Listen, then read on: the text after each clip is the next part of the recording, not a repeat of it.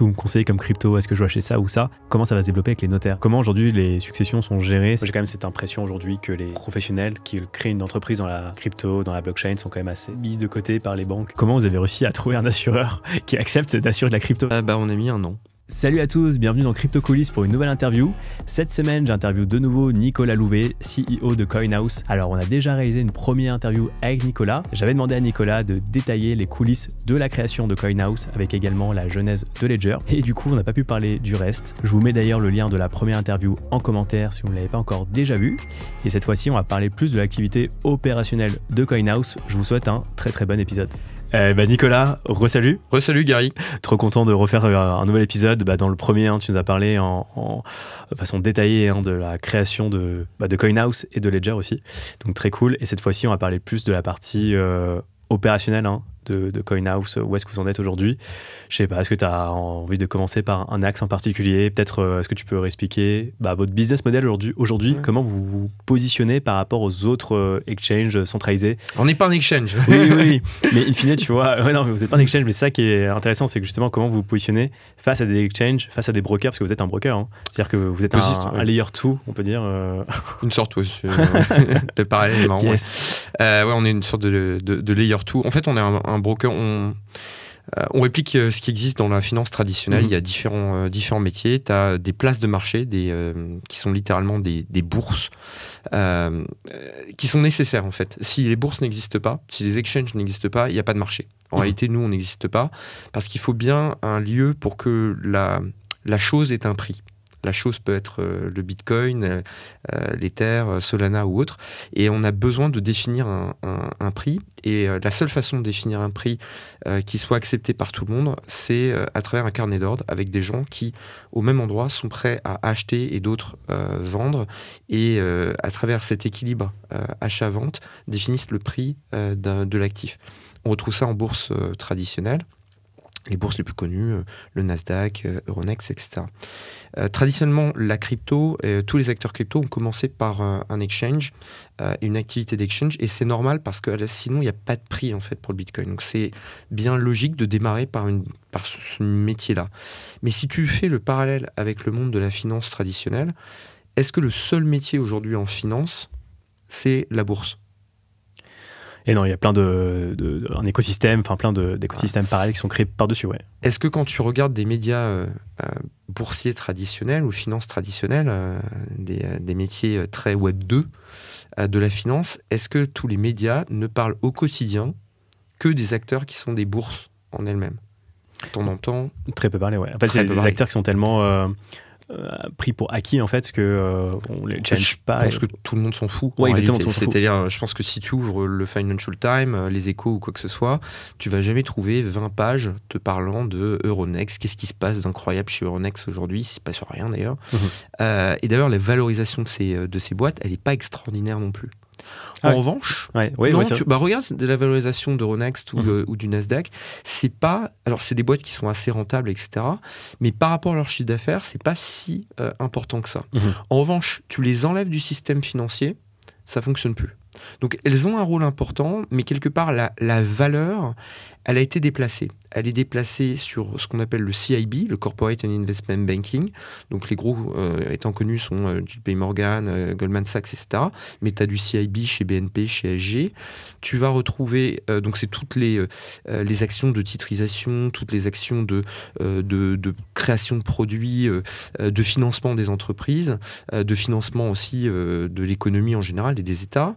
Tu vas retrouver la banque de retail, qui est hyper importante. Sinon, nous, toi et moi, on n'arrive pas à pouvoir s'acheter un appartement, etc., etc. Tu as les banques d'affaires, etc. Et ça, c'est ça qui fait l'intégralité du métier aujourd'hui de la finance. Quand tu ouvres les papiers, tu trouves des questions sur telle banque, telle néo... D'ailleurs, les néobanques, telles qu'elles sont connues aujourd'hui, les Revolut, etc., on ne dit pas que c'est des exchanges. On n'a jamais mis que, même TransferWise, on n'a pas défini ça comme un exchange en réalité. Tu vois, j'ai interviewé Jérémy Rosselli, qui est le directeur général d'N26. Et en fait, N26, on peut considérer pour le coup que c'est un layer 3, parce qu'il y a la couche Coinbase Kraken, la couche Bitpanda, qui est leur partenaire, puis la couche N26. Exactement. Complètement. Alors, du coup, en fait, pourquoi dans le métier de la crypto, qui va devenir de toute façon prépondérant, qui va transformer le monde de la finance, on en resterait à ce métier un peu débile de l'exchange. Débile mais indispensable. Ouais, débile mais indispensable. Moi, j'ai peut-être mon petit avis sur la question, c'est que dans les cryptos, pour le coup, il y a ce risque de hack, c'est-à-dire, alors, je ne suis pas un spécialiste du monde de la bourse, mais bon, si tu peux pas forcément te faire hacker tes actions quand tu es une place non, parce que d'échange. tu as un métier qui est différent. C'est que tu as un dépositaire d'un côté et tu as l'exécution de l'autre. Donc toi, tu fais... Ce que tu n'as pas dans les exchanges. Donc, un des premiers problèmes, tu viens de se souligner, il y a une immaturité du marché aujourd'hui, puisqu'on a chez les exchanges un métier qui est concentré qui ne devrait pas l'être. Et d'ailleurs, tous les hacks qui se sont produits, majeurs, ils ont lieu soit dans la DeFi à cause des problématiques de smart contract, soit historiquement, même si c'est beaucoup moins courant, en tout cas sur les grosses plateformes européennes ou américaines, c'est encore un peu plus courant en Asie, tu as eu des hacks chez... Bitfinex, Bitrex, il y a eu des hacks dans tout un tas d'autres plateformes. Même Binance d'ailleurs. Je crois que Binance en effet a eu un hack, ça fait 40 millions je crois il y a quelques années. Ça fait vraiment très longtemps. Il y a très longtemps en France, il y en a eu un aussi avec une des plateformes françaises. Tout ça en fait pour mentionner qu'il y a quand même des risques. Donc le métier d'exchange, il est indispensable. Moi je ne vivrai pas sans ça. Il restera très important. Je pense qu'il va naturellement s'institutionnaliser parce que le monde de la crypto va se développer, parce que la crypto va envahir le monde de la finance traditionnelle, parce que l'utilisation des technologies blockchain vont aller partout dans la finance et nécessairement les codes de la finance vont devoir aussi influer sur le monde de la crypto pour qu'il puisse se développer. Ça a toujours été mon pari. Quelque part, c'est un mixte entre le développement et le poids de la régulation. Tu ne peux pas développer un marché aussi important qui a autant d'impact dans le monde que celui de la crypto s'il n'est pas régulé parce que personne dans le monde de nos dirigeants ou des organisations internationales accepterait un marché totalement non régulé qui transporte autant d'argent et qui présenterait autant de risques. Donc de toute façon, si tu veux développer le marché, tu es malheureusement obligé de le faire rentrer dans un canevas, de le faire rentrer dans une boîte qui est la régulation, en essayant, c'est tout le travail des associations comme l'ADAN ou d'autres au niveau international et d'acteurs comme nous, on a été l'un des premiers à pousser justement une régulation positive, d'essayer d'expliquer à l'État, d'essayer d'expliquer aux régulateurs, faites attention, faites un truc qui est vachement pro-innovation, qui laisse le temps au temps, qui ne met pas directement les gens dans des cases et qui les empêche en fait de se développer parce qu'ils auraient des coûts trop importants. Là, on commence à avoir un petit risque avec MiCA, on va peut-être en reparler. Mais en tout cas, jusqu'à présent, la régulation en Europe a plutôt été dans cet esprit-là. Donc, le métier historique, l'exchange. Le métier de demain, tous les métiers de la finance. Le métier des prêts, il existe déjà à travers la DeFi, mais il n'est pas si facile que ça. Et puis, il est un peu... pas absurde, mais bon, à des prêts surcollatéralisés, le concept, il est quand même assez étonnant. T'as cette notion-là qui est pas évidente. Le métier du lending, il existe à travers, que ce soit ou du rendement, à travers le stacking, des sociétés de lending existent aussi. Le métier du paiement, qui aujourd'hui commence à être développé, mais pas tant que ça. Tu as des startups crypto, d'ailleurs, qui commencent à essayer de mixer de plus en plus le vrai compte bancaire euro ou compte euro avec le compte crypto. D'ailleurs, nous, on a un compte euro. Donc, il y a des solutions, en fait, qui vont de plus en plus adresser les besoins des gens en termes financiers, bancaires, des paiements, peut-être demain au niveau aussi assurantiel, et j'en passe et des meilleurs. Bien sûr, également l'asset management. Donc, tous les métiers de la finance. Et donc, tous les métiers de la finance traditionnelle vont devenir des métiers de la finance de demain. Donc, je pense que le vrai positionnement stratégique qui était très 2014, on va dire 2021-2022, qui est celui des exchanges, va pivoter progressivement pour laisser de la place à des acteurs qui vont aller développer de la valeur ajoutée, tourner vers des clients, être beaucoup plus customer-centrique et beaucoup plus tourné vers le client final. Nous, notre métier, c'est celui-là.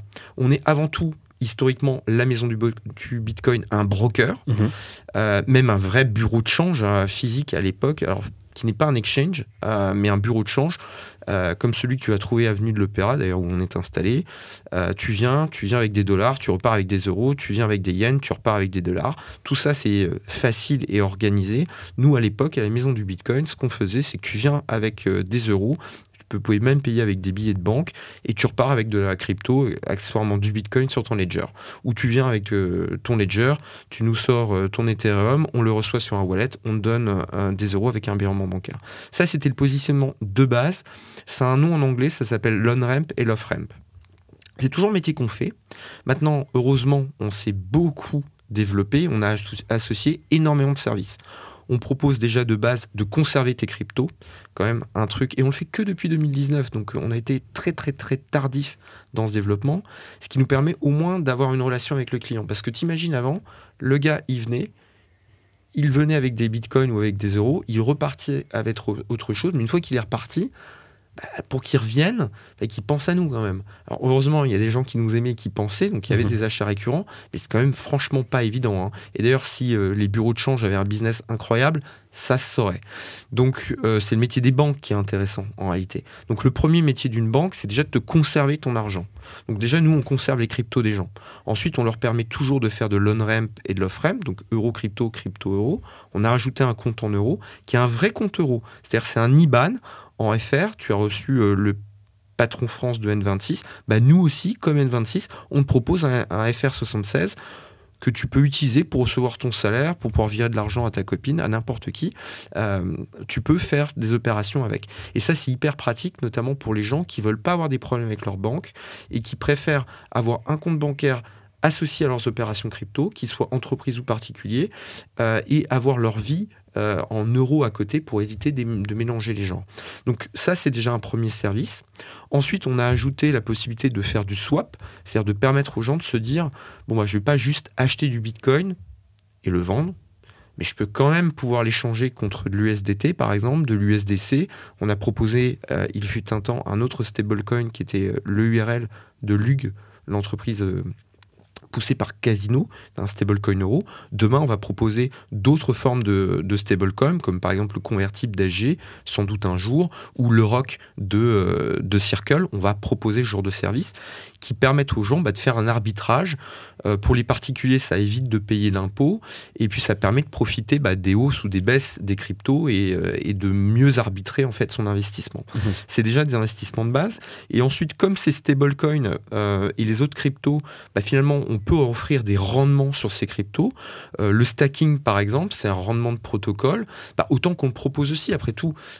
Tu viens d'acheter avec 1000 balles de l'Ether, tu l'as gardé chez nous, éventuellement tu le swaps à un moment contre de l'USDC, tu reviens en Ether parce que c'est un meilleur moment.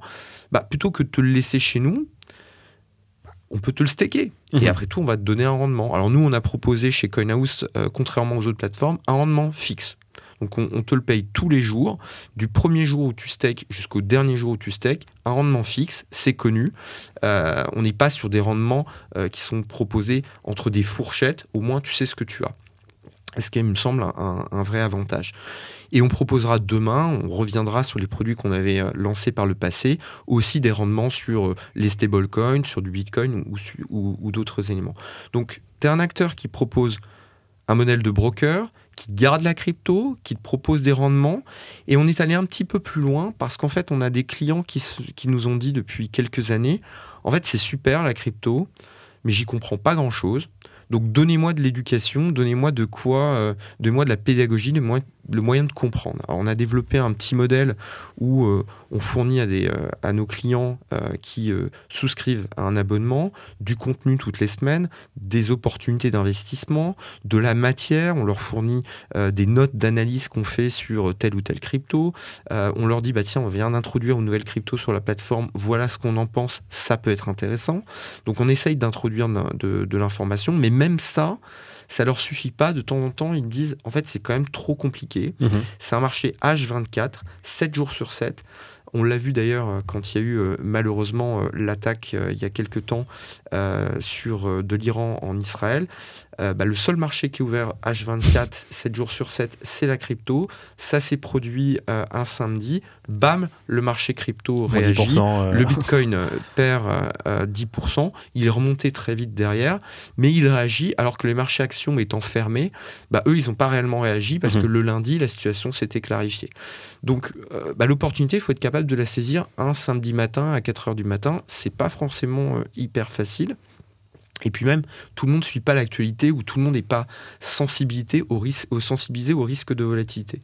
Pour ça, on propose des mandats de gestion. On n'est pas beaucoup de sociétés à le faire en France, qui consiste à dire, tout simplement, on te propose de nous placer de l'argent, de nous confier de l'argent, et nous, on va investir dans des stratégies qui vont de défensif à offensif, et on va gérer nous-mêmes ton argent, et tu auras des frais de gestion assez habituels, comme tu l'as dans les produits classiques.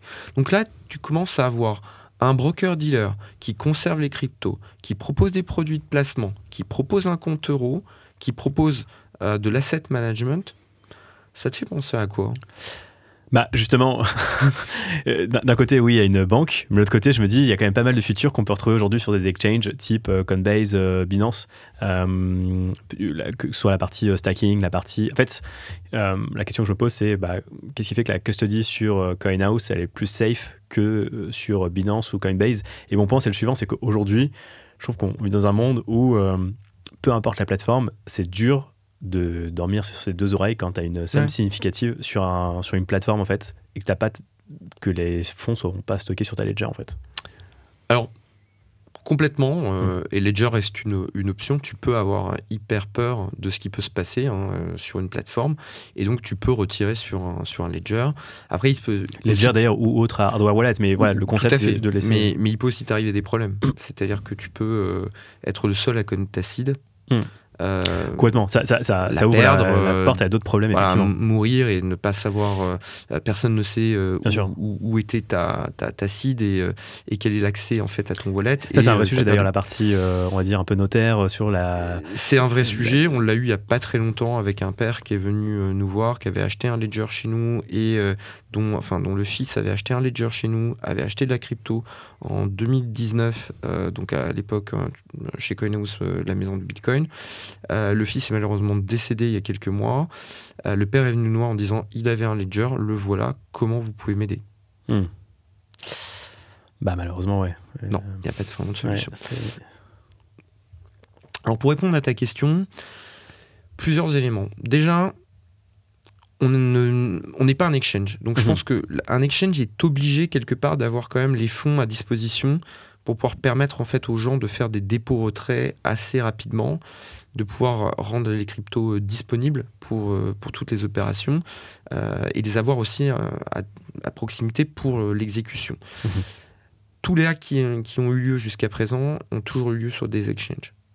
Donc ça veut bien dire que dans les dispositifs informatiques de ces sociétés, il peut avoir des problèmes. Après, c'est des grosses sociétés, elles doivent mettre en place en théorie des infrastructures cyber, de lutte, de protection contre les cyberattaques et des infrastructures informatiques résilientes.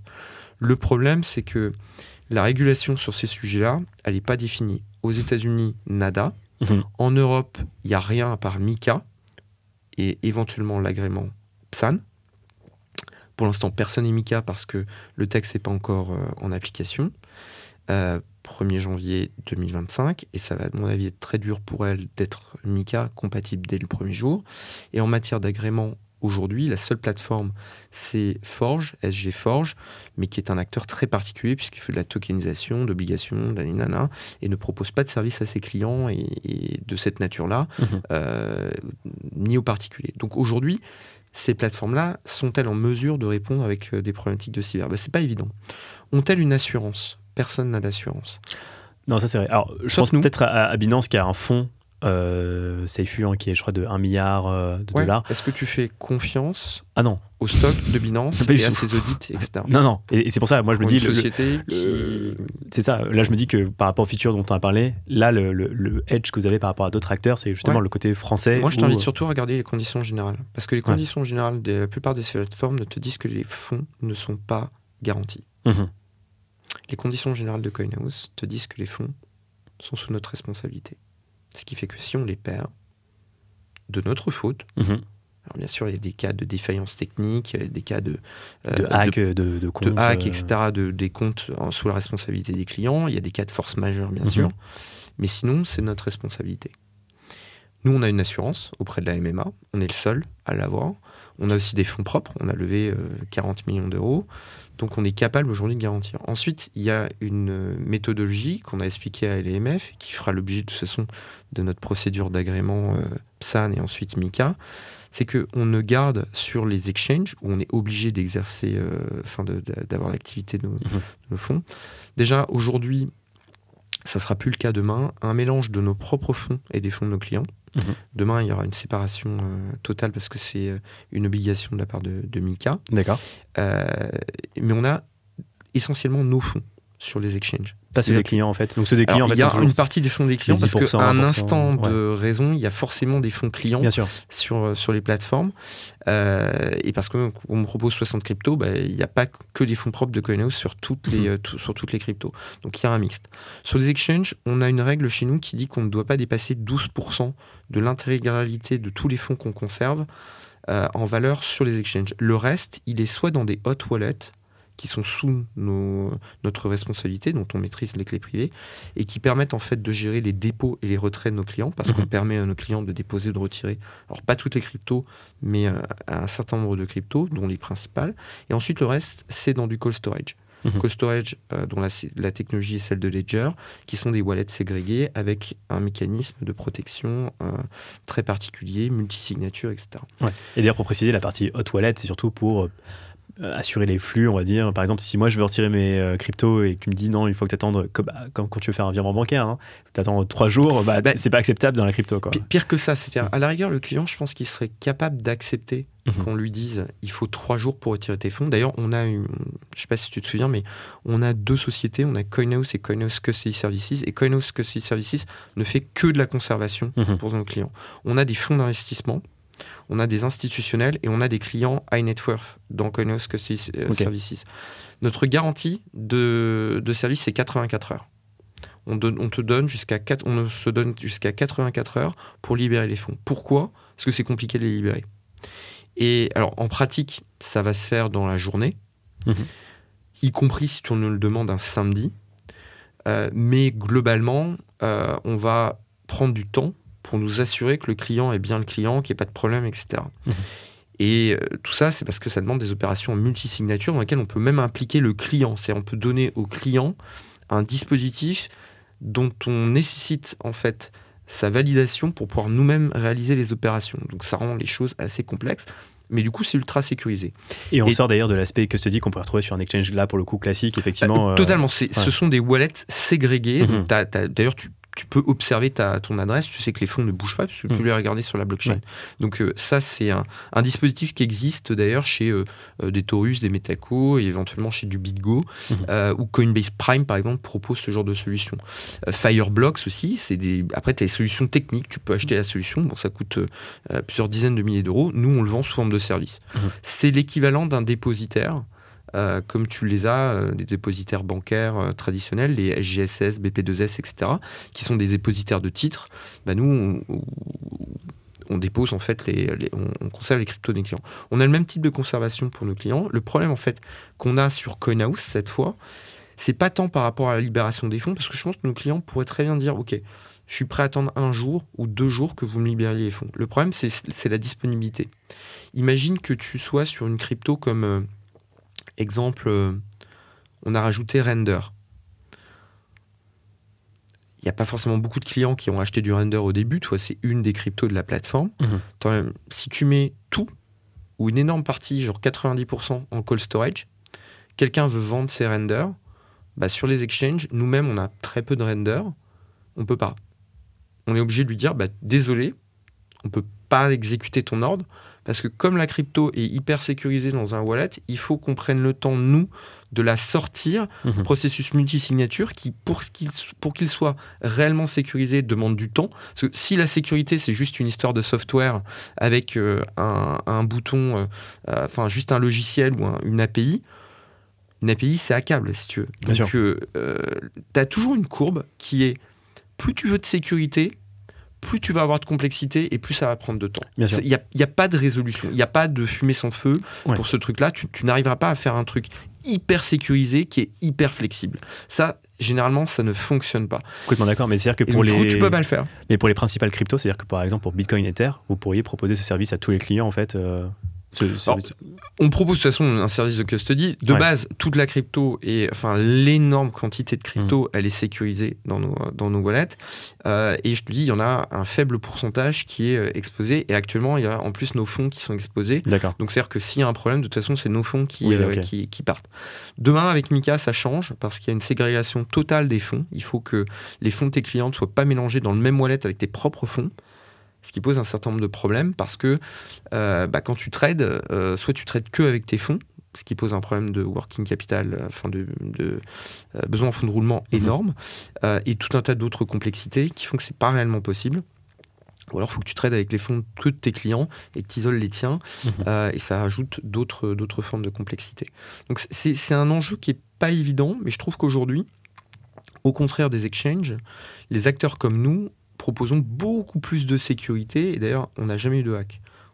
Nos comptes clients peuvent avoir eu des problèmes parce que parfois les gens sont absolument pas vigilants, ils peuvent avoir fait l'objet d'une arnaque ou d'un truc comme ça. Bon, ça malheureusement c'est classique, hein. Hack de mot de passe, hack d'adresse mail, voilà, c'est hack triste, de mais device. C'est une problématique qui leur est propre. Nous on n'a pas eu de ce genre de problème, et on fait tout. On est en train de faire un audit PASI, on a une assurance, donc ça veut bien dire qu'on a eu aussi une protection.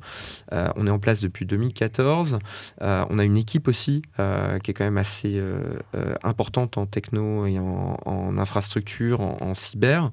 On a un RSSI également, donc un responsable de la sécurité des systèmes d'information. De toute façon, la réglementation telle qu'elle vient, avec notamment le cadre qui s'appelle DORA, un cadre européen, dit que les acteurs comme nous, qu'ils soient de toute façon exchange ou broker, devront avoir des niveaux de protection proches de ceux des établissements de monnaie électronique ou des établissements de crédit, donc en gros des banques. Ça arrive, mais comme la météorite, donc ça sert à rien de faire du don't look up, ça vient. Donc on va tous être obligés, si on veut être régulé en Europe, d'avoir ce niveau de protection. Donc les gens ont plutôt, les clients ont plutôt, c'est plutôt une bonne nouvelle pour eux, c'est plutôt une nouvelle pour nous qui consiste à dire, les gars, mettons-nous au travail et on a toujours un peu de boulot à faire. Mais je pense qu'aujourd'hui, on a vraiment des sécurités par rapport à d'autres acteurs. Ensuite, tu as raison, sur les exchanges, tu faisais la comparaison, tu peux trouver des solutions avec des futurs, du stacking, etc. Oui, ok, mais c'est hyper compliqué. C'est-à-dire, tu prends une application comme Binance aujourd'hui, même si c'est une bonne application, c'est un partenaire, on l'utilise en tant que fournisseur de liquidité pour CoinHouse jusqu'à présent. Mais ça reste une application qui est quand même complexe. Ouais, ça ne s'adresse pas aux nouveaux. Et je pense que pour tout un tas de gens qui sont des crypto-natifs, des gens qui ont l'habitude de faire du trading, peut-être des gens qui sont déjà dans la crypto depuis quelques années et qui aiment bien faire du trading, c'est super important peut-être d'utiliser Binance ou d'autres parce que oui, ça leur correspond bien. Et ça, je peux le comprendre. D'ailleurs, il y a des clients nos propres clients qui utilisent et CoinHouse et Binance. On a beaucoup de doubles utilisations. J'ai des salariés qui utilisent Binance aussi. Et pourquoi pas? Après tout, c'est une bonne app, etc. Elle est enregistrée pour la partie française. Pourquoi pas? Maintenant, est-ce que c'est la seule solution possible? Est-ce que c'est la solution qui convient à tout le monde? Je ne crois pas. Et même pour quelqu'un qui est crypto-natif et qui est dans la crypto depuis 2014, 2015, etc., à un moment, quand il doit revenir en euros, est-ce que c'est pas plus pertinent de passer par un CoinHouse avec un compte euro, un vrai compte euro? Nos solutions de vente ou d'achat, c'est-à-dire d'OnRamp ou d'OnRamp, elles sont moins chères que celles de Binance. On est à 0,99 pour l'euro crypto. On est à 1,19 pour le crypto euro. Franchement, c'est pas cher. 1%, ouais. Ouais, c'est pas très cher, c'est moins cher que la plupart des exchanges de ce point de vue-là. En effet, le swap va être un peu plus cher, mais on parle de 0,69% chez nous, alors que chez eux, peut-être que c'est 0,10, 0,15, 0,19. L'écart, en effet, il est peut-être de 40 points de base. Ok, le Bitcoin sur un mois, je crois que c'était en février, variation entre le plus haut et le plus bas dans le même mois, 52%.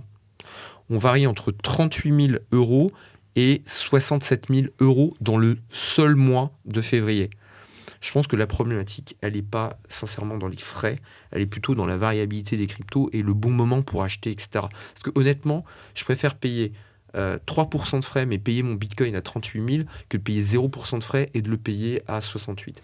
Mais comme tu dis, ouais, je pense que ça dépend aussi des usages. Et si tu fais beaucoup de trades, la question se pose. Si tu fais un trade de temps en temps, effectivement, là, Mais la plupart des gens ne font pas de trade. Oui, non, effectivement. Tu regardes l'étude de l'Adan, tu as 75% des gens qui font moins de 2 trades par mois. Ouais. En réalité, ils n'ont pas à aller sur Binance. Non, c'est clair. Après, il en faut pour tout le monde. Et je veux dire, nous, on propose une solution qui est plus simple, qui est basée sur la confiance, qui est basée sur la meilleure expérience, la solution qui te donne une expérience hyper convenable avec des prix raisonnables. C'est pas le moins cher, mais qu'est-ce qu'on s'en fout? La crypto, ça varie tellement. Le jour où Bitcoin ne fera plus que de ranger entre 1 059 et 1 048 en euros, parce qu'un jour il atteindra sans doute ces valeurs-là, dans très longtemps. Bon, je suis d'accord, en effet, il faudra peut-être que les frais de change soient très bas. Ouais. Mais là, pour l'instant, c'est pas ça le problème. Le problème il est plus dans c'est quoi le niveau d'éducation, c'est quoi la confiance, est-ce que ton partenaire est vraiment fiable, qui est-ce qui est capable de te répondre à un email en français. Est-ce que tu as déjà essayé d'appeler un de ces numéros de téléphone chez Binance, chez Coinbase ou les autres? Non, mais je sais que... Ok, bah nous, on a un numéro de téléphone en français. Non, et complètement. Et ça, je défends vraiment ça. Et en fait, je pense que tout dépend de qui est la cible. Effectivement, quand la cible, l'utilisateur, c'est monsieur tout le monde, effectivement dans ce cas-là il a plus intérêt sur CoinHouse, alors que quand c'est vraiment un trader un peu degen, bon bah là Binance... Et combien il y a de traders dans le monde? Qui est trader en fait autour de toi, sincèrement? Enfin, toi t'es crypto-natif et tu dois être tu trades jour et nuit, mais non, je trade pas du tout, mais en plus je trade même pas. Il y a personne qui est trader. Non, bien sûr. Tu rentres dans le métro, tu vois 100 personnes, pose la question, qui est trader? Non, très peu de gens. Très peu de gens. Et c'est pour ça que. C'est intéressant d'ailleurs comme question. C'est aujourd'hui, j'imagine que il y a une énorme courbe d'adoption encore à venir pour vous, mais que par rapport au marché, en fait, on est encore dans un marché encore très early qui a été surtout capté par des apprentis sorciers traders ou par des. Moi, j'estime qu'il y a 2 millions. Quand tu prends les gens qui ont plus de 30 ans et moins de 75 en France, que tu retraces un peu ensuite par rapport aux hommes et aux femmes, parce que les femmes sont malheureusement moins intéressées par la crypto que les hommes, et que tu regardes ensuite cette population, dans l'étude de l'Adan, on dit qu'il y aurait 15% des gens qui auraient acheté de la crypto un jour. Sachant qu'acheter de la crypto un jour, ça peut être sur Revolut ou sur Lydia, en acheter pour 20 balles sans savoir ce que c'est, et puis au final, rester là. Pour moi, c'est pas ça, acheter de la crypto. La crypto, c'est une décision d'investissement, je vais pas dire que c'est un choix de vie, mais c'est quand même quelque chose où tu as vraiment envie de t'exposer. Si tu en as juste pour 20 balles, honnêtement, je crois pas que ce soit vraiment le sujet. Donc, si on considère ceux qui en ont vraiment, qu'on ont toujours et qui tradent un peu, on est plutôt à 8% dans l'étude. Donc déjà, si tu prends 8% de cette base de population qui est aux alentours de 24 millions, bah, tu as 2 millions de personnes. C'est déjà pas mal, mais c'est très loin des 24. Tu vois. Donc il te reste encore une large quantité de clients à aller chercher.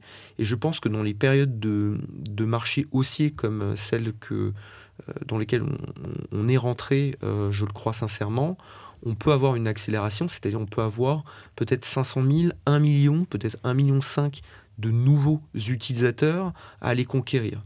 Et donc là, il y a une bataille de parts de marché à aller chercher. On parle quand même de pas mal de gens. Ça reste très faible par rapport à la quantité de gens qui sont accessibles à ces marchés, surtout que la même étude dit qu'il y a peut-être un tiers des gens qui pourraient considérer l'investissement. Donc on peut aller plutôt vers 8 millions de personnes. Après, sur les 8 millions, on aura toujours la distribution de la population française, c'est-à-dire que malheureusement, la distribution des richesses est assez inégale et on retrouve 1% à 2% des gens qui possèdent quand même beaucoup plus d'argent que 50% des autres Français.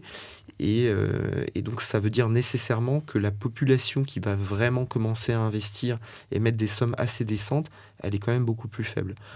Donc je pense que dans toute cette population, il y a de la place pour tout le monde. Il y a des solutions pour des gens comme Lydia, Revolut. Il y a des solutions pour des applications plus ciblées Bitcoin et d'autres qui vont nécessairement vouloir aller beaucoup plus sur du trading ou faire des choses beaucoup plus complexes. Et là, en effet, tu as toujours du Binance ou d'autres partenaires comme, pourquoi pas, Coinbase, même si Coinbase a un positionnement beaucoup plus proche de CoinHouse aujourd'hui. En tout cas, à t'écouter, j'ai l'impression que vous, votre vrai avantage compétitif par rapport aux autres acteurs de marché, que ce soit des exchanges ou d'autres brokers, c'est le fait que vous soyez français et surtout le fait également qu'il y a cette partie custody, vraiment crypto-banque en fait. C'est-à-dire que je sais que je peux vous faire confiance pour vous confier mes sous. C'est vrai qu'un exchange aujourd'hui, tu en parlais, il y a ce problème quand même de juridiction. Demain, je sais pas, on l'a vu avec FTX, ce serait un très bon exemple. Aujourd'hui, il y a des... je pense que les détenteurs, les personnes qui avaient, les anciens clients de FTX qui avaient des sous sur FTX pourront retrouver leurs sous, je pense. Alors, en intégralité, je ne sais pas, mais ça met du temps. C'est assez complexe et surtout, ça suscite pas mal de questions sur ton droit en tant que client en cas de problème. Et ce qui est triste dans le cas de FTX, c'est de comprendre que derrière, en fait, une seule plateforme, tu as une myriade de sociétés dans plus d'une centaine de juridictions. C'est quand même colossal. Avec derrière une organisation absolument pas adaptée et pas du tout professionnelle par rapport aux enjeux et à la quantité de pognon qu'ils avaient. Même en matière de sécurité, je crois que le juge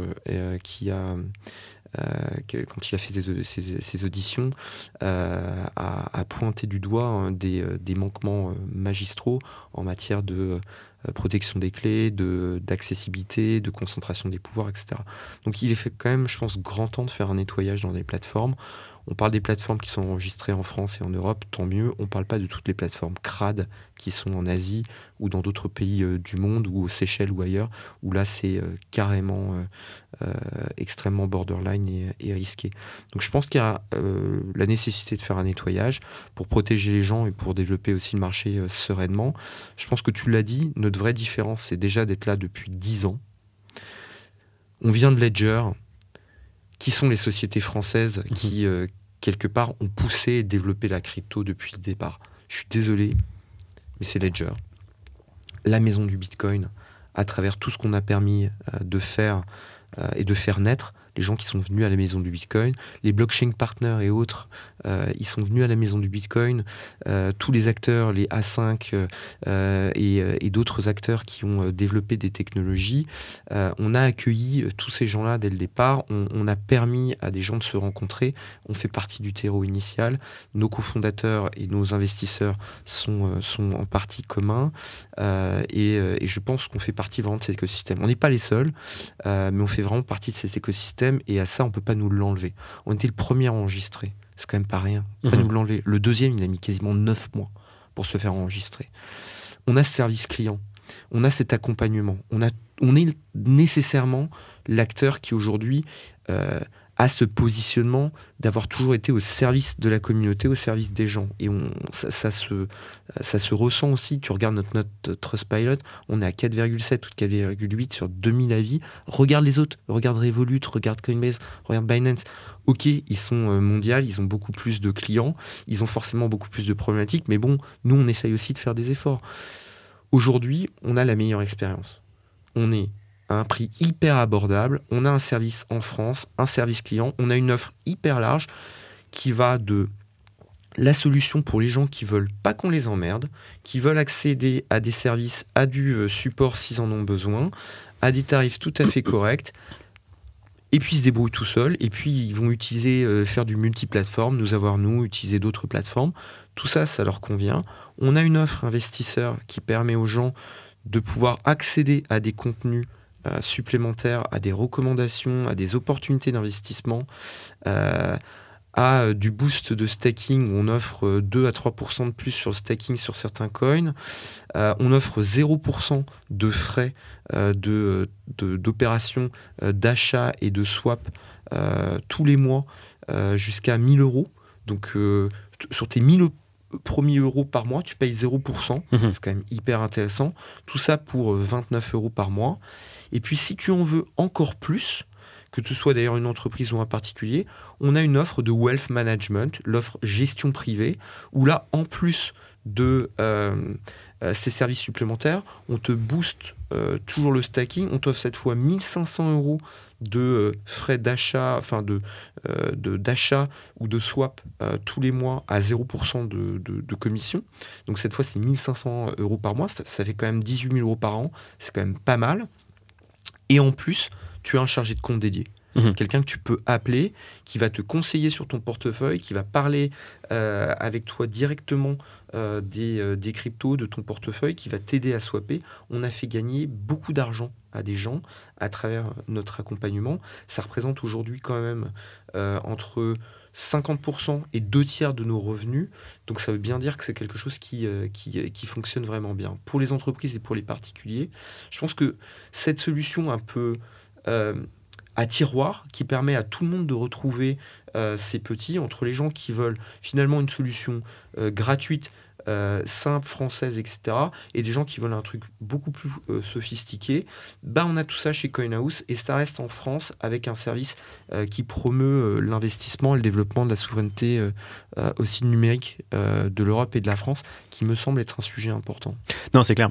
Et d'ailleurs, quand il y a un client qui demande de l'aide, un conseiller, il va lui dire voilà, qu'est-ce que vous me conseillez comme crypto, est-ce que je dois acheter ça ou ça? Que va lui répondre le conseiller? En gros, ma question c'est parce que du coup il y a quand même une part de responsabilité, parce que surtout on est dans la crypto, on est sur il y a beaucoup de volatilité. Si par exemple le conseiller lui dit moi j'aurais fait cette acquisition là, telle crypto et que les cryptos ensuite chutent, est-ce que les clients vont pas se retourner contre CoinHouse? Vous m'avez mal conseillé Ça s'est jamais produit. Ok. Alors la raison essentielle, c'est que déjà tu as un avertissement sur les risques. Tu réouvres notre condition générale d'utilisation de CoinHouse. La fin de la première page, tu as une page entière écrite en gros et en noir sur l'avertissement sur les risques. Ouais. Crypto, c'est volatile, etc. Bien sûr. Donc de base, de toute façon, tu as ça. Quand tu ouvres un compte chez CoinHouse, on te pose un certain nombre de questions sur le montant que tu veux investir, etc. Et dès lors que tu veux mettre un montant assez significatif, on va te poser aussi des questions par rapport à ton exposition au risque, ta connaissance. On va de toute façon devoir aller avec Mika dans quelque chose qui s'appelle MiFID, que tu as dû peut-être déjà connaître dans ton expérience bancaire. C'est-à-dire que quand tu veux investir dans une assurance vie ou un produit d'investissement, ta banque te pose des questions et te demande si tu as déjà investi dans des unités de compte, si tu as déjà investi dans de l'obligation, si tu sais ce que c'est comment tu te comportes par rapport à un titre qui varie de X%, etc. Quel est ton appétit au risque, et donc on est obligé de faire un assessment quelque part de ton besoin. Ensuite, nos chargés de compte, ils sont formés, ils sont observés aussi, donc ils ont des managers, etc., qui les accompagnent. On y va toujours progressivement avec les clients. Les clients, ils rentrent jamais sur la crypto la plus volatile, etc.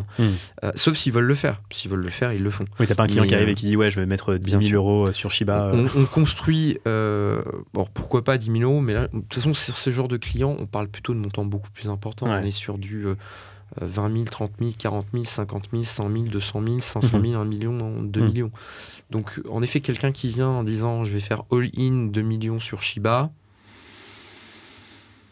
bon, on va quand même essayer de lui faire un call avec Manuel Valente pour parler quand même des fondamentaux. On va lui faire. On note les cryptos sur l'application. Tu as une note sur chacune des cryptos. Je crois que Shiba, c'est 1 sur 5 par rapport à la note technologique, et 1 sur 5 sur la note marché, ou 2 sur 5 sur la note marché, parce que finalement, le coin ne se comporte pas si mal que ça. Bon. Voilà. Après, les gens sont libres. Bien sûr. Moi, je suis pour la liberté. Donc, à partir du moment où ils ont envie d'investir, ils ont envie d'investir. L'objectif, c'est quand même d'essayer d'avoir une relation intelligente avec eux, en leur disant déjà, on va te faire écouter des webinaires.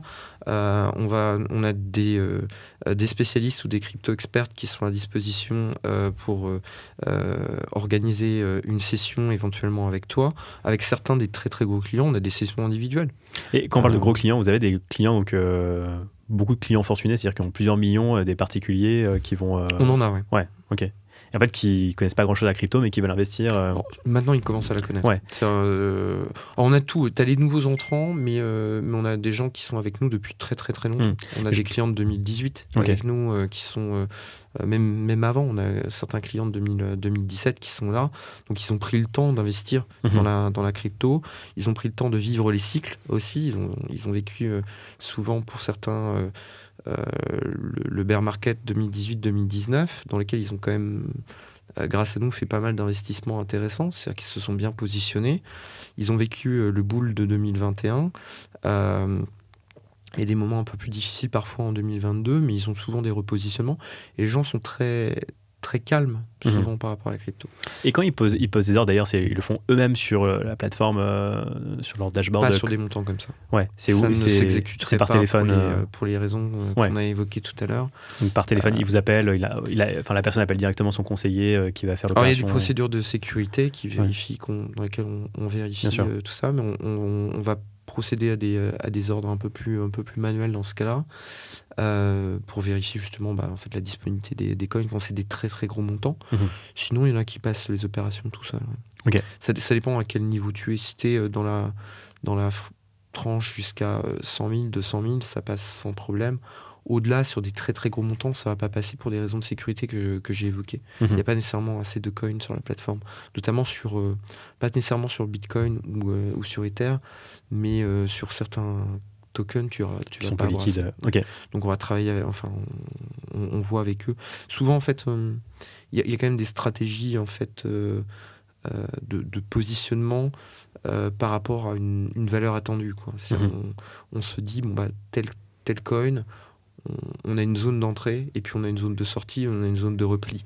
Donc on a des outils en fait qui permettent de vérifier pour chacun de nos clients ce qu'on a vu avec eux, de telle façon à ce que si on rentre dans une zone, on a le temps de les prévenir et de se dire tiens, c'est peut-être le moment de prendre des profits ou c'est peut-être le moment de vendre, parce que finalement notre recommandation ne s'avère pas pertinente. Okay. Et dans ce cas-là, il vaut mieux vendre. Je voudrais revenir sur la partie un peu custody, c'est-à-dire qu'aujourd'hui, j'ai l'impression que ça va dans le bon sens, ce que vous faites, du coup, la partie vraiment gestion de tiers, entre guillemets, de crypto. Et est-ce que tu penses comment ça va se développer avec les notaires? Est-ce que tu penses que les notaires vont devenir, à un moment donné, comment ça peut se développer sur... Déjà, il faudrait qu'ils soient PSAN, parce que faire de la conservation de crypto, c'est donc à part la CDC, qui n'est pas notaire, mais qui est un organisme avec lequel les notaires travaillent. Je vois pas trop comment ils pourraient le faire. Après, nous, on est en contact avec des notaires. Dès lors qu'il y a, par exemple, des successions, ça nous est arrivé aussi sur des séparations, des divorces, mais souvent dans le cas de succession. Mais justement, c'est mon point. Comment aujourd'hui les successions sont gérées? C'est-à-dire que demain, je sais pas, il y a quelqu'un qui veut faire un testament, qui a beaucoup de crypto. C'est quoi un peu ces démarches à faire? Est-ce qu'il va avoir CoinHouse? Est-ce qu'il va avoir un notaire? C'est quoi le... Alors, il existe quelques startups qui se sont positionnées sur cette stratégie-là. Le problème en tant que startup, c'est que c'est un business model sur du long terme, quoi. Faut attendre, à moins que... Oui, mais bon, déjà, il faut avoir l'idée de pouvoir le faire. Ouais. Après, c'est des startups qui relient justement les plateformes avec le notaire ou les chambres de notaire, de façon à associer les deux. Nous, on n'a en aucun cas le droit, et même ça n'aurait pas de valeur juridique, de garder un testament pour un client. Bien sûr. Donc, nous, le client, notre client, et tant qu'il est vivant, c'est notre client. Donc, j'aurais tendance à dire que s'il a envie de sortir ses cryptos, il les sort. Dès lors que c'est lui qui respecte les procédures de sécurité, il n'y a pas de problème. Donc, il peut organiser sa succession de son vivant, les mettre dans un ledger ou quoi que ce soit. Si demain il meurt, nous on attendra en fait les informations du notaire. On va bien évidemment vérifier que le notaire soit bien un vrai notaire, que la personne soit vraiment décédée, etc. Donc on va demander les actes, l'acte de décès, et ensuite on procédera en fait suivant les instructions du notaire, qui est une profession réglementée, quoi. Ça arrive parfois d'ailleurs Oui, ça arrive. Ok.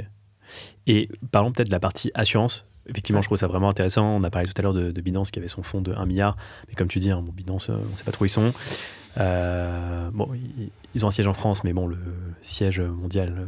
Ça veut rien dire, l'exchange mondial. Oui. Tu exchanges pas tes cryptos avec les gens de Binance France. Il n'y a Absolument. pas 2 exchanges, il n'y a qu'un seul carnet d'ordre. Ouais. Donc de toute façon, tes cryptos ils sont mélangés avec les cryptos de tous les clients de Binance, qu'ils soient vietnamiens, brésiliens, je ne sais pas trop quoi, dans des pays où ils appliquent la régulation, et pays où ils l'appliquent un peu moins. Sauf certains pays spécifiques. C'est le cas d'ailleurs de FTX. Je crois qu'il y avait FTX Japon, FTX États-Unis, après alors là, FTX tu peux avoir Worldwide. en effet peut-être des exchanges, mais il faut un marché suffisamment liquide. Je pense pas qu'en France, tu as un marché liquide aujourd'hui. On le voit bien avec les exchanges purement français. Tu n'as pas de liquidité sur un marché, et utiliser les market makers pour faire ton marché, je pense pas que ce soit pertinent. Non, c'est clair.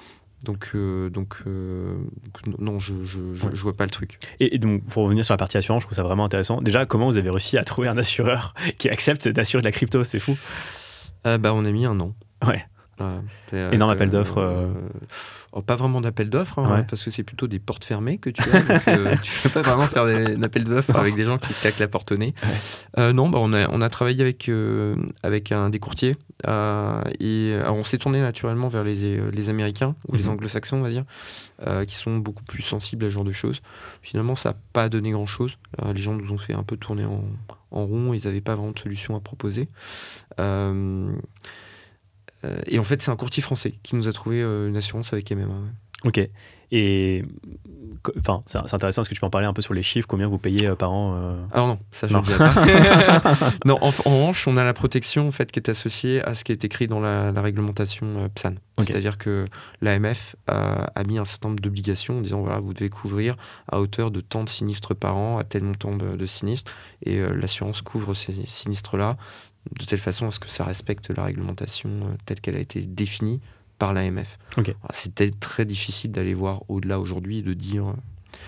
Et puis même les grands exchanges internationaux ont des assurances sur certaines de leurs activités dans certains contextes pour des clients particuliers, notamment les institutionnels.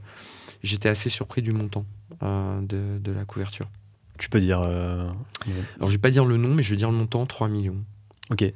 En tout? Non. Apparemment, c'est en tout. Ok. C'est pas énorme. Non, c'est pas énorme vu qu'il s'y échange justement des milliards. Et nous, la quantité d'argent qu'on va échanger, on a échangé des milliards d'euros avec les plateformes. Et beaucoup, 3 millions. Non. Tu peux révéler le montant 1 million. 1 million qui est couvert par la plateforme. Donc s'il y a un hack de 1 million, c'est remboursé. Au-delà, ça l'est pas. C'est pour notre pomme. Ok. Ouais. Et vous avez, après, si les assureurs sont fermés, c'est compliqué de cumuler les polices d'assurance, mais non, c'est pas possible. C'est pas possible, ouais. D'accord. Enfin, pas dans le contexte tel que je le connais. Ok. Peut-être qu'on peut revenir aussi sur le sujet BlockFi. Donc, pour rappel, c'était une plateforme de stacking qui a été... une filiale aussi dans laquelle Consensus avait investi. Bon, c'est un peu toute la période FTX, etc. Donc, cette plateforme... C'est avant. C'était un peu avant, ouais. BlockFi, c'est 2018. En fait, on a commencé à travailler... on n'avait pas travaillé avec eux, on n'a jamais travaillé avec eux. En revanche, on a discuté avec eux parce qu'on avait un investisseur commun qui est Consensus. Et on avait échangé avec eux très très tôt, en 2018. On n'a jamais bossé avec eux, on n'avait pas réussi à comprendre réellement leur positionnement. Ok. Leur positionnement, on ne comprenait pas leur proposition de valeur. Et il n'y a pas une autre solution de stacking avec laquelle vous avez travaillé et finalement qui a fait faillite? J'ai plus le nom en tête. Alors non, en stacking aujourd'hui, on a lancé le stacking en juin 2023. Ok. Et on travaille, on a évalué pas mal de solutions. Ouais.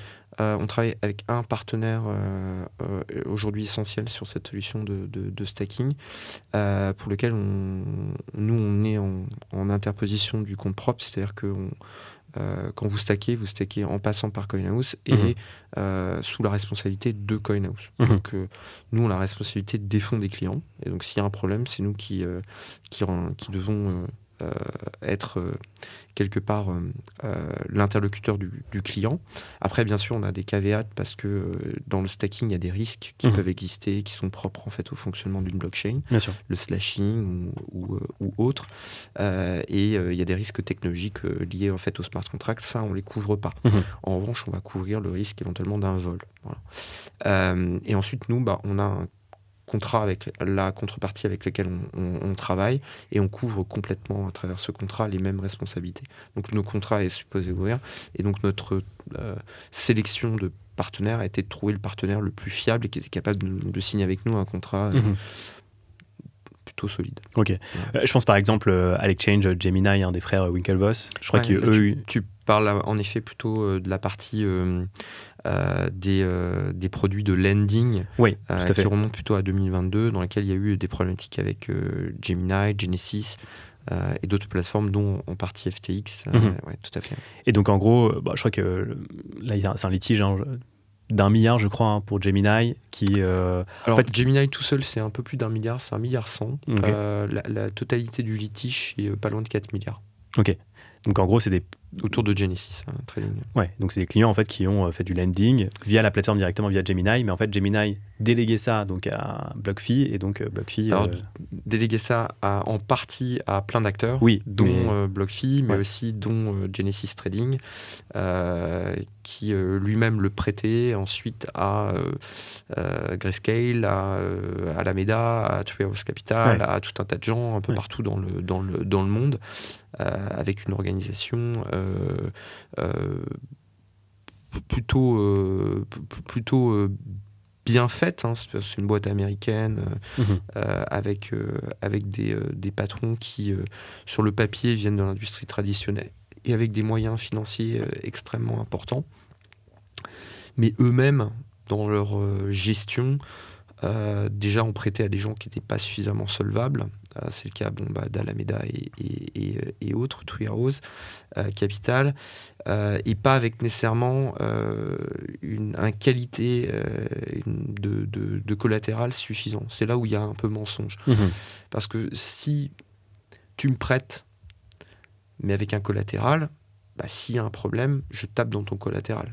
Si ce collatéral est liquide, et qui ne s'effondre pas à vitesse grand V, je suis capable de trouver une indemnisation immédiate. Donc tu me demandes de te prêter 5 millions, tu me donnes en échange en USDT, tu me donnes en échange des bitcoins pour une certaine quantité qui couvre tout ou partie de ton prêt. S'il y a un problème dans tes remboursements, je tape tes bitcoins et la problématique, elle peut être réglée. Le problème, c'est est-ce que c'était bien des bitcoins, est-ce que les bitcoins étaient réellement accessibles, etc., etc. Est-ce que les gens étaient aussi capables d'appliquer rapidement ces mécanismes de protection. C'est là où le procès n'est pas en place, puisqu'il y a un règlement à l'amiable autour de ces solutions. Enfin, il y a un jugement et quand même un règlement, mais il serait intéressant de creuser un peu comment finalement, dans tout ce merdier, les gens ont géré réellement leur lending book. Parce que ça reste quand même un petit sujet. Ok, mais c'est vrai que autant quand tu fais par exemple du swap sur des exchanges, en vrai, tu as la plupart des fonds sur ta plateforme. Donc là, en vrai, c'est OK. Mais là, pour le lending, c'est plus complexe. Donc, comment tu peux proposer du lending tout en fait, tu dépends d'acteurs type BlockFi ou d'autres acteurs, et il y a un vrai risque de contrepartie entre guillemets. Alors, tu peux être un organisateur toi-même de marché. C'est-à-dire que tu peux très bien dire aux gens, vous me prêtez à moi, et moi, je vous rends un rendement, et charge à moi d'en faire ce que je veux. Soit je peux être finalement... assez débile et je garde les fonds puis je vous donne juste sur mes fonds propres du rendement. Bon, ça peut... T'as pas trop intérêt, mais pourquoi pas. Sauf si il y a un usage interne qui pourrait le justifier, mais et que ça coûte moins cher que d'emprunter de l'argent ailleurs. Donc pourquoi pas emprunter à vos clients. Vous en avez de toute façon la responsabilité. Soit vous servez de passerelle, vous dites vous avez... A qui est prêt à vous emprunter vos fonds, vous êtes B, moi je me mets entre les deux parce que vous n'avez pas à discuter avec B qui discute pas avec les particuliers, et on va faire l'intermédiation entre A et B. Donc ça, c'est un métier qui existe parfaitement et qui permet d'organiser les choses. Après, il faut faire confiance à B et bien connaître ce métier. Donc je pense que la problématique du lending aujourd'hui, elle va avoir du mal à revenir sur le devant de la scène, parce qu'il n'y a pas suffisamment de régulation au niveau international et pas de confiance, en fait. On ne peut plus repartir sans la confiance. Là. Je ne ferai plus jamais confiance à des gens qui me disent que j'ai un landing hook qui te montre des datas et qui, en réalité, sont fausses. Surtout qu'on est quand même dans l'écosystème blockchain. Enfin, ça serait cool quand même d'avoir, pourquoi pas, un order book et qui soit on-chain pour ce genre de choses, quoi. Enfin, ouais, alors, non, ils connaissent plus Excel. Ouais. mais en effet, je suis d'accord, tu peux placer... Après, bon, l'avantage aussi avec un fichier, c'est que tu peux avoir aussi une indication un peu plus concrète de qui sont les garanties, etc.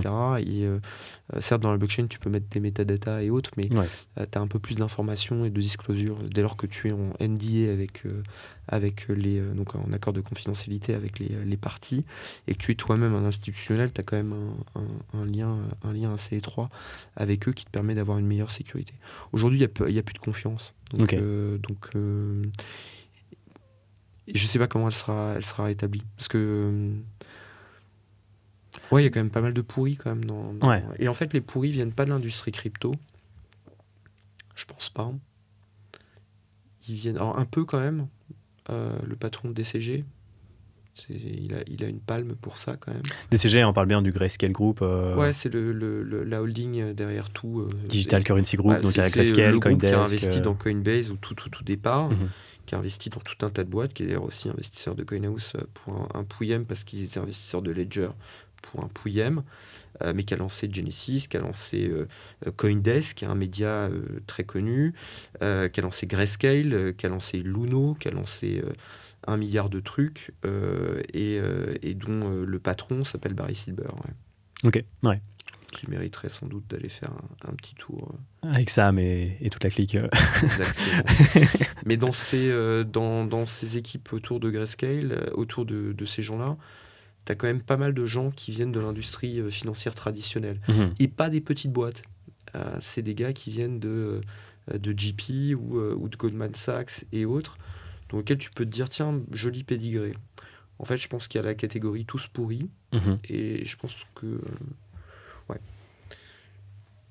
Bon, après, il y a notre ami aussi, Don Kong et autres, de Terra machin et autres, qui aussi emportent une jolie palme du monde pur Web3. Ouais, c'est clair. On pourrait faire un épisode dédié à tous ces... Je pense qu'on est dans une industrie qui reste un petit peu un Far West sur certains sujets, qui reste à déficher, et il faut accepter de prendre les risques du Far West, mais je pense qu'en effet, oui, il y a une présentation des risques qui doit être plus claire.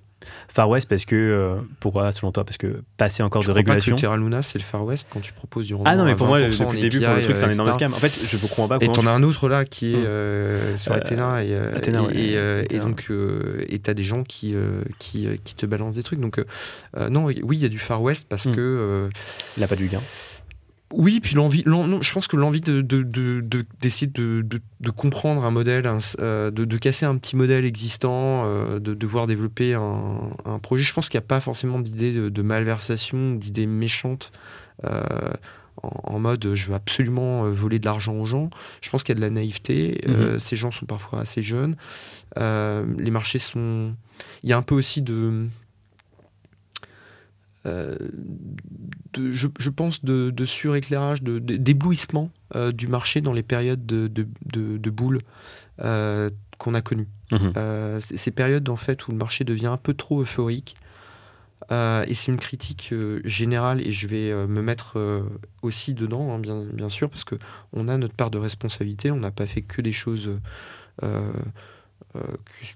on aurait pu être mieux à certains moments aussi dans ces propositions de valeur qu'on a pu faire.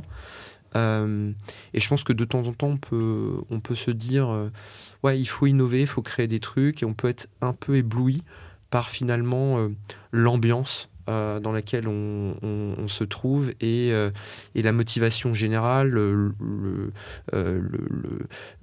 dynamisme, le fait que tout le monde y va, le côté très FOMO, on va rater quelque chose, donc il faut qu'on y soit, il faut qu'on propose quelque chose, les autres le font, etc., etc.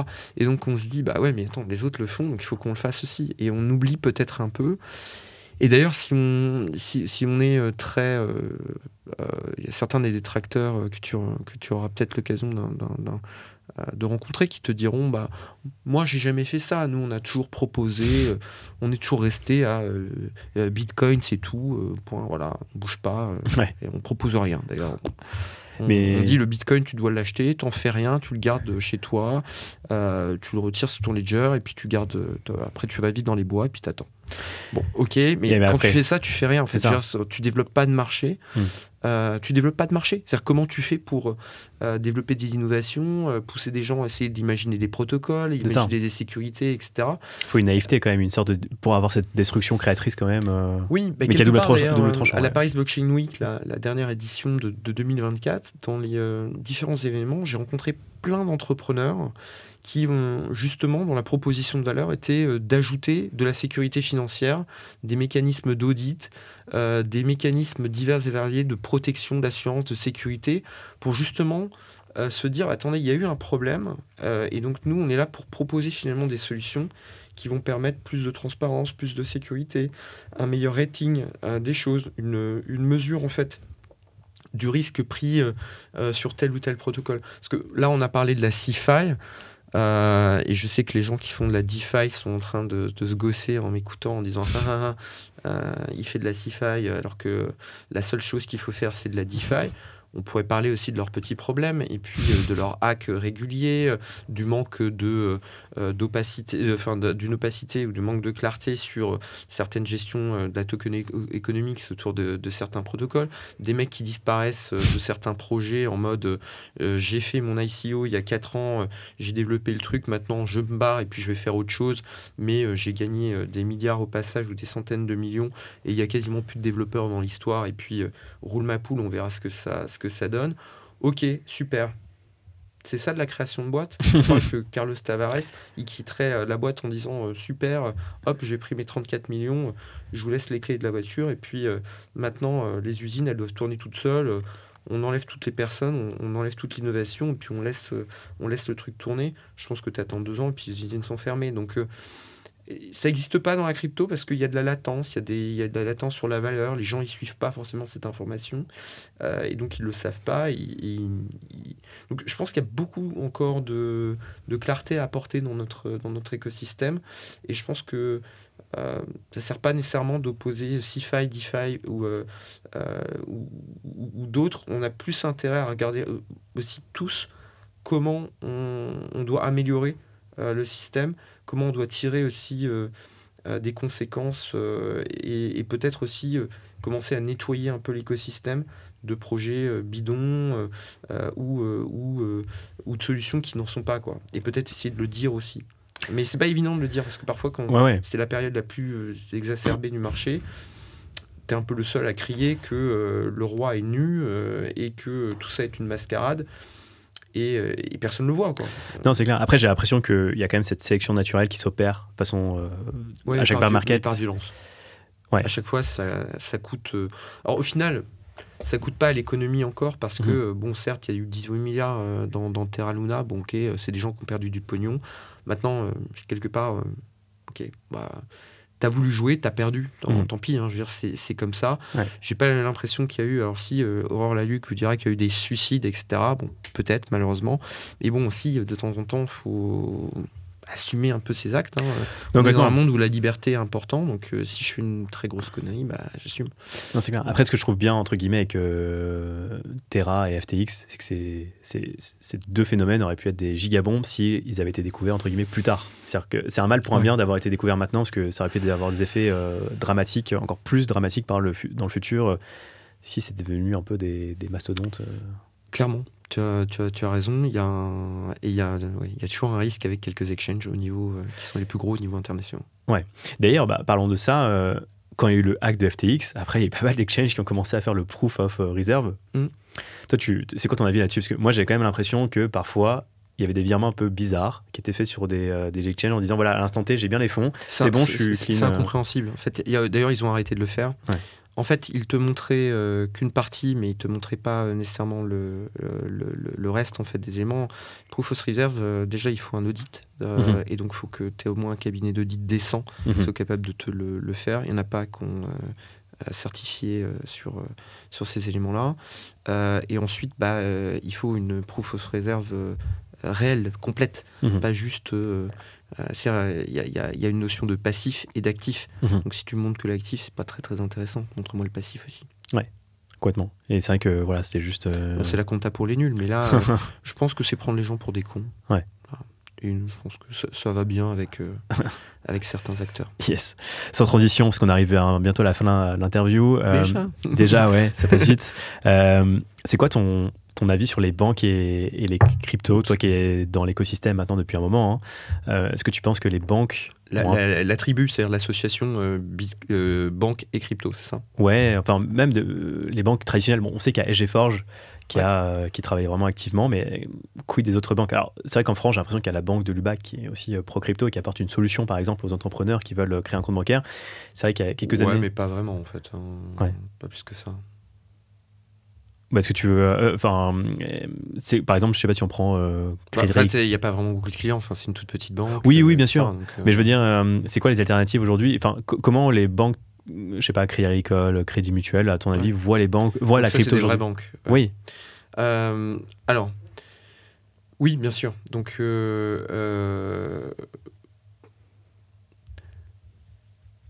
je pense qu'elles sont toutes, peut-être à exception d'une, vraiment en train de se poser la question. Après, les banques, c'est des animaux qui sont complexes. Hein. Dans une banque, tu as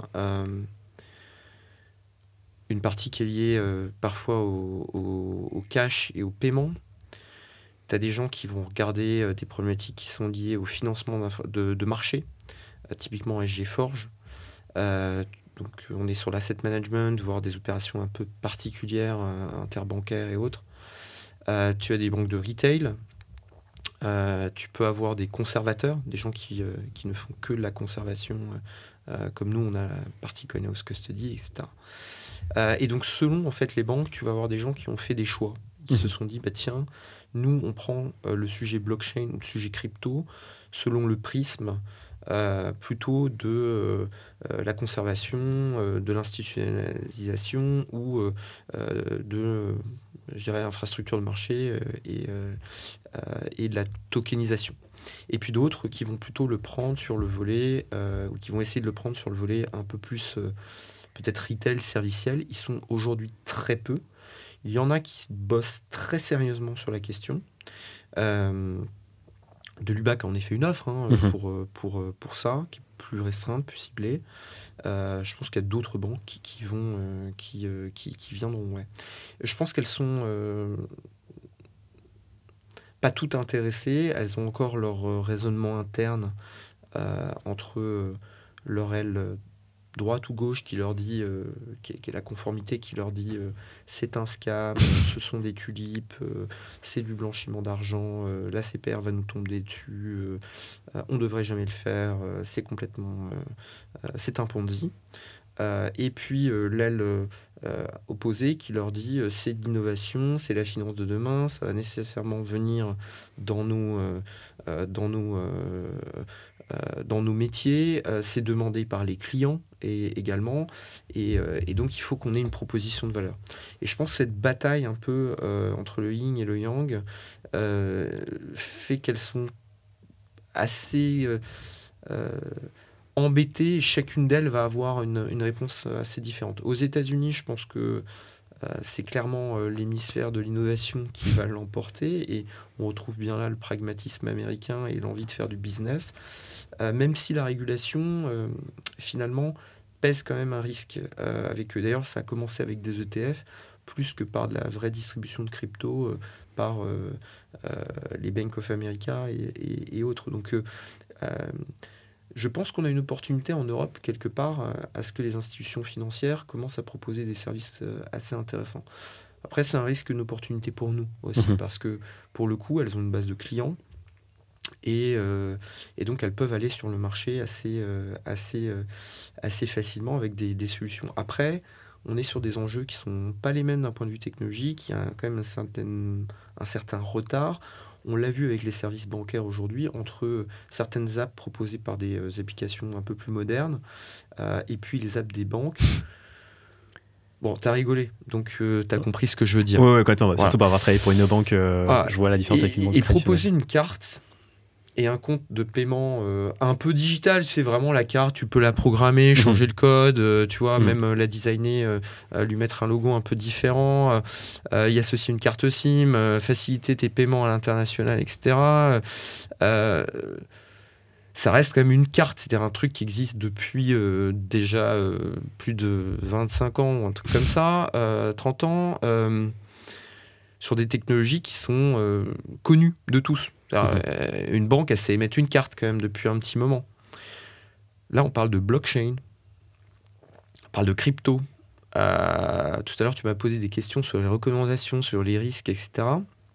Et en plus, d'un point de vue conformité, il y a quand même un petit truc, c'est pas la même chose.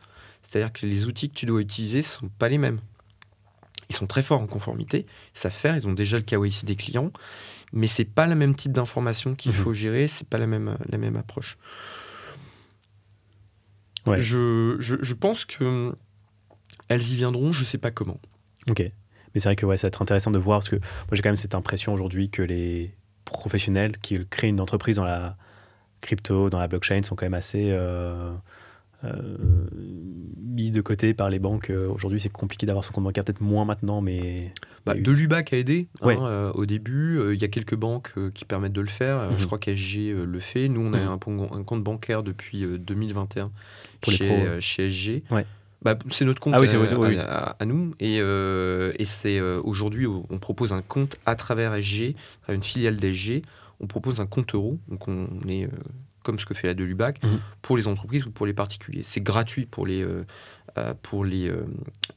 particuliers et c'est 108 € par an, remisé actuellement à 50%, donc c'est 54 € hors taxe par an, donc ça fait 64,80 €.